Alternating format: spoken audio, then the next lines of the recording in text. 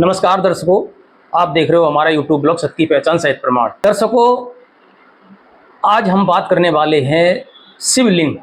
आज हिंदुस्तान के अंदर लगभग हर मंदिर के अंदर शिवलिंग की पूजा की जाती है, जिसमें भाई बहन बच्चे माताएं खासकर सावन के महीने में शंकर भगवान का रूप मानकर शिवलिंग को पूजा, जल अर्पण करना, मेवा मिष्ठान चढ़ाना, बहुत तरीके कार करती हैं। दोस्तों, क्या इस शिवलिंग की पूजा का विधान हमारे धर्मशास्त्रों में भी है? शिवलिंग है क्या? शिवलिंग की सच्चाई क्या है? वास्तविक शिवलिंग का अर्थ क्या है? शिवलिंग किसे कहते हैं? कई लोगों से पूछा शिवलिंग क्या है। कोई कहते हैं शंकर जी का प्रतीक है।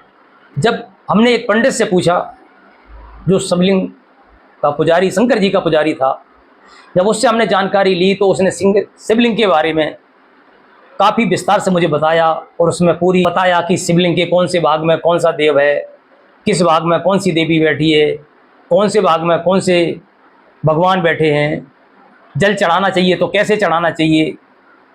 ये सारी जानकारी शिवलिंग में एक ब्राह्मण ने मुझे दी। क्या दोस्तों ये बात सत्य है? शिवलिंग पर जो चीज़ उसने बताई है, कौन सी देवता कहाँ बैठे हैं, क्या ये धर्मशास्त्रों में भी लिखा है? अगर नहीं लिखा है तो आज ये ब्राह्मण इस समाज को क्यों गुमराह कर रहे हैं? और लिखा है तो कहाँ लिखा है? पहले हम जानते हैं आज के धर्मगुरुओं से शिवलिंग के बारे में, शिवलिंग की पूजा के है कि शिवलिंग पर चढ़ा हुआ जो प्रसाद है वो ग्रहण किया जा सकता नहीं है या नहीं। इस बारे में आपका प्रश्न है कि शिवलिंग के ऊपर चढ़ा हुआ प्रसाद ग्रहण किया जा सकता है या नहीं। तो आपको शिव पुराण ही शिव जी के बारे में परम प्रमाण माना जाता है। श्री शिव पुराण की जो विद्येश्वर संहिता है, ये देखिए, ये शिव पुराण गीता प्रेस गोरखपुर से प्रकाशित, इसकी विद्येश्वर संहिता में जो 22वां अध्याय है वो हमने खोल रखा है। इस 22वें अध्याय में शिव नैवेद्य के ग्रहण और अग्रहण के बारे में ही विचार बताया गया है। अग्राह्यम शिव नैवेद्यम इति पूर्वम श्रुतम वचः बुरूहि तन्निर्णयम बिल्व माहात्म्यम अपि सन्मुने। ऋषिगण सूत जी से पूछते हैं कि हम लोगों ने सुना है कि शिव निर्माल्य, शिव नैवेद्य नहीं स्वीकार करना चाहिए, इस बारे में हमको स्पष्टता के साथ आप बताइए। तो सूत जी बताते हैं कि भक्षये शिव नैवेद्यम त्यजेद अग्राह्य भावना। शिव नैवेद्य को ग्रहण करना चाहिए, अग्राह्य की भावना निकाल देनी चाहिए मन से। जो शिवलिंग की पूजा करते, शंकर जी की मूर्ति की पूजा का नहीं बता रहे, जो शिवलिंग की पूजा करते, स्त्रियों व पतरा शूद्रा सपत्यवासिनो, चाहे वो स्त्री हो चाहे पुरुष हो, भगवान शंकर की पूजन करने वालों के सब दुख मिट जाते हैं। यही नहीं, अभी और सुनिए।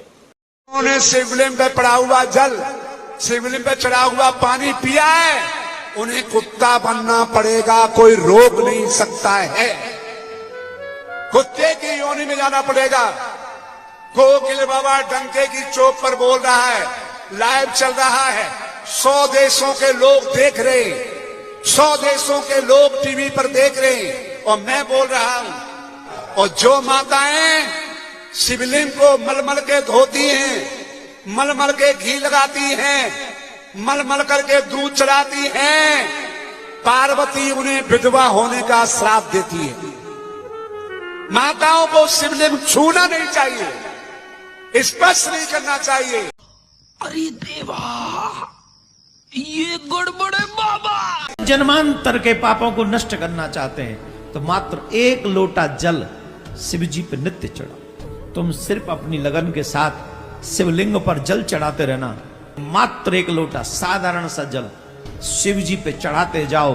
मैं वादा करता हूं तुम्हें अपने किसी भी बात का जवाब नहीं देना होगा। जो लोग कहते हैं शिव जी पर जल चढ़ा हुआ नहीं पीना चाहिए, उसके लिए मेरे वेद व्यास जी लिख रहे हैं, पेज नंबर 75 विद्येश्वर संहिता।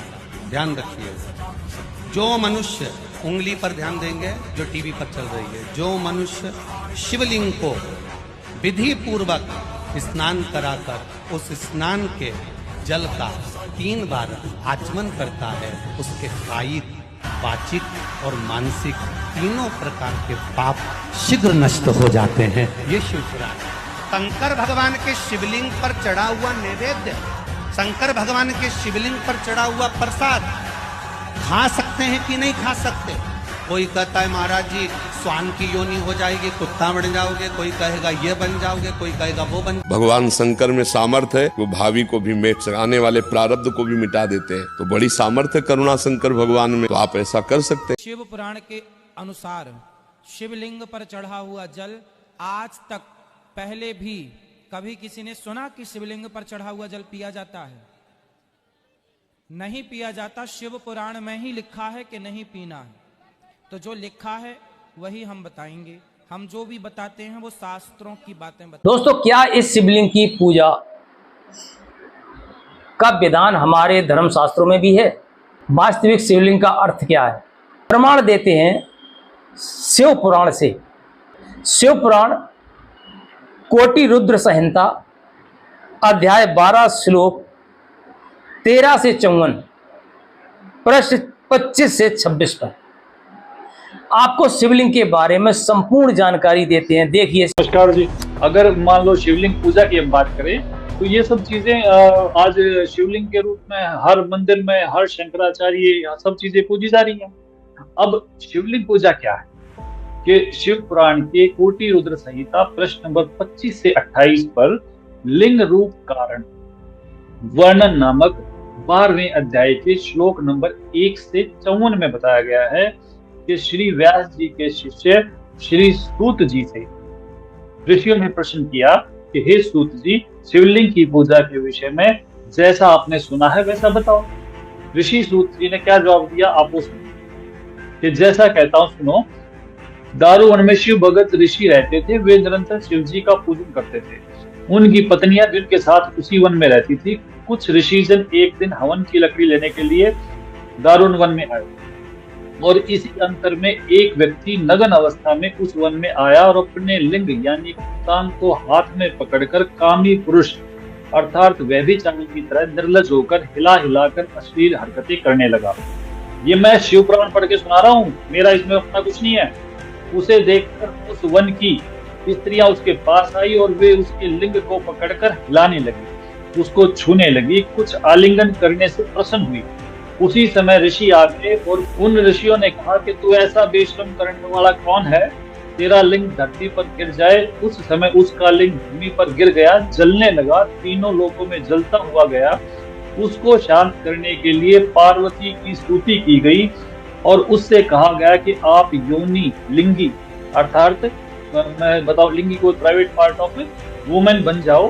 पार्वती जी ने योनि को धारण किया और उस जलते हुए लिंग को उस योनि में डाला गया, तब वह शांत हुआ। उसके पश्चात उस शिवलिंग की ऐसी मूर्ति जिसमें स्त्री योनि में लिंग प्रविष्ट हो, पत्थर की बनाकर स्थान स्थान पर कर पूजा शुरू हुई। ये शिव पुराण पढ़ा है मैंने। शिवलिंग की पूजा करनी चाहिए, शिवलिंग की पूजा नहीं करनी चाहिए। शिव पुराण के अंदर अभी आपने देखा कि शिवलिंग का अर्थ क्या है। शिवलिंग। तो दोस्तों, ये जानकारी कैसी लगी? बने रहिए हमारे ब्लॉग के साथ, सत्य की पहचान सत्य प्रमाण। तब तक के लिए नमस्कार, जय हिंद।